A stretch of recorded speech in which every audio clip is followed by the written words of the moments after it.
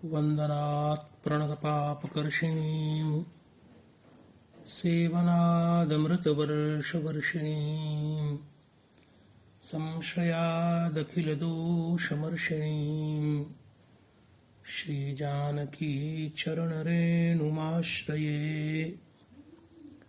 वन्दामहे महेशान् चण्डकोदण्डखण्डनम् जानकी हृदयानंद चंदनम रघुनंदनम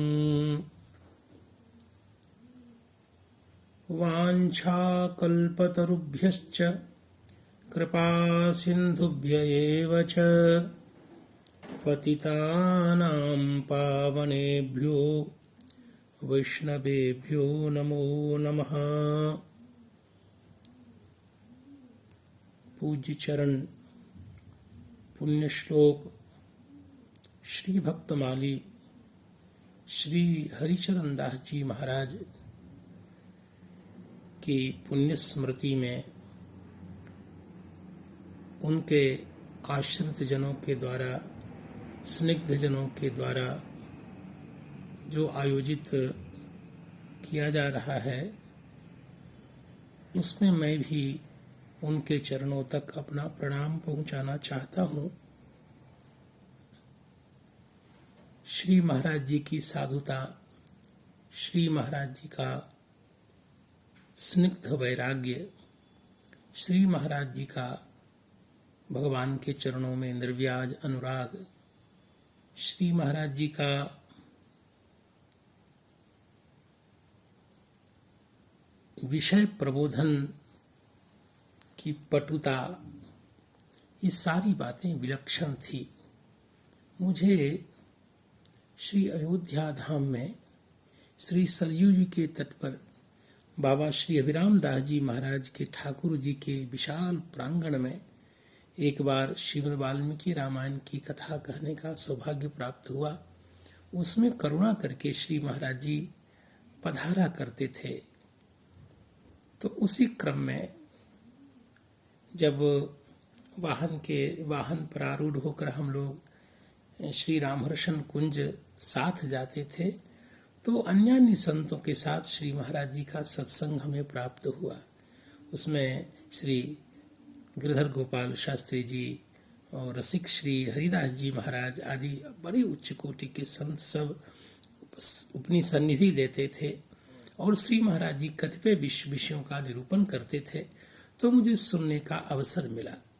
तो उस समय जब वो कुछ बोलते थे तो उनकी वाणी की मधुरता, स्पष्टता, विषय का प्रवेश और निरूपण करने की क्षमता, प्रभावपूर्ण ढंग से सरस रीति से किसी बात को कहने की क्षमता श्री महाराज जी में अपूर्व थी। अद्भुत ढंग से कहते थे, विषय का निरूपण करते थे। श्री महाराज जी कतिपय प्रश्न को भी उत्थापित करते थे, लेकिन उत्थापन काल में जो मर्यादा, सनातन धर्म के प्रति आग्रह जो दिखता था वो सब अद्वितीय था। श्री महाराज जी की साधुता, वैष्णवता, वैष्णव ग्रंथों का सम्यक प्रबोध, भक्तमाली तो थे ही। श्री महाराज जी की निसर्ग मधुरता उनकी वाणी में स्पष्ट दिखती थी। हृदयग्राही उनकी वाणी थी। कथन में इतनी स्पष्टता थी, प्रभावपूर्ण रीति से भागवत गुणों का वर्णन महाराज जी करते थे। अंदर से बड़े स्निग्ध महात्मा थे। ये तो मैंने प्रतिक्षण अनुभव किया था। देखिए, श्रीमद् गोस्वामी तुलसीदास जी महाराज ने बड़ी सुंदरता से संत के विषय में बताया है कि राम सिंधु घन सज्जन धीरा। भगवान सिंधु हैं, लेकिन सिंधु सर्वत्र उपलब्ध नहीं हो पाता, तो संत बादल बनकर के सिंधु से ही रस को खींचकर बादल बनकर राम भाव का यत्र तत्र प्रसार करते हैं। तब भगवान राम का ये दिव्य गुण सफल और सार्थक होता है। तो भगवान की भगवत्ता को सार्थक और सफल करने के लिए संतों का प्रादुर्भाव होता है। भगवान तो चंदन तरु हैं। वेद भगवान कहते हैं उनमें नित्य सुगंध है, नित्य रस है भगवान में। लेकिन भगवान का दिव्य सौरभ, उसका लाभ सबको नहीं मिल पाता यदि संत उन्मुक्त समीर बनकर उस सौरभ का वितरण नहीं करें। तो ऐसे ही करुणामय संतों की परंपरा में, श्री रामानंद संप्रदाय की परंपरा में, श्री संप्रदाय की श्रृंखला में अपने दिव्य गुणों के कारण सर्वलोक प्रसिद्ध श्री हरिचरण दास जी महाराज का मैंने दर्शन किया। उनकी सन्निधि मुझे मिली है और उनकी कृपा भी मुझे प्राप्त हुई है।